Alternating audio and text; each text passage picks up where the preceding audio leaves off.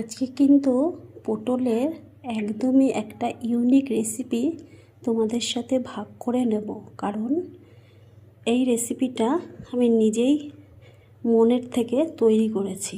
আচ্ছা বন্ধুরা, মালাই কটন শাড়ি তো তোমরা পরেছো, কিন্তু মালাই পটল কি খেয়েছো? একটু মজা করলাম। তো আজকে আমি বানাচ্ছি, দেখো মায়ের শরীরটা একটু খারাপ, তাই বাজার থেকে ডাব নিয়ে এসছে। তো ডাবের মধ্যে এতটা মালাই বেরিয়েছে, আর আমার ছেলে মালাই খেতে খুব ভালোবাসে, যেহেতু ও থাকে না তাই মালাইটা রয়েই গেছে। মেয়ে অত পছন্দ করে না, তো নিজের মন থেকেই আবিষ্কার করলাম যে দেখি না বানিয়ে কেমন হয়।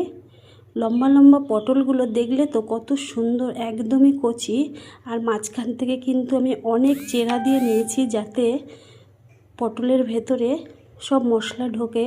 আর পটলটা লাল লাল করে ভেজে নিয়েছি, আর একটা মশলা বানিয়েছি যেটার মধ্যে একটু সামান্য পোস্ত, জিরে, আদা, 1 কোয়া রসুন, কাঁচা লঙ্কা, বাস। খুবই সামান্য মশলা, তোমরা তো দেখলেই।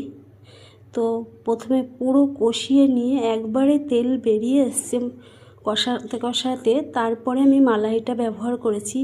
দেখো কত সুন্দর হয়েছে। আর একটুখানি আমি আঙুলে করে খেয়ে দেখেছি বন্ধুরা, অপূর্ব টেস্ট হয়েছে। তো তোমরা একবার হলেও বাড়িতে কিন্তু ট্রাই করো, আশা করি তোমাদের খারাপ লাগবে না, সত্যি বলছি, খেয়ে দেখবে।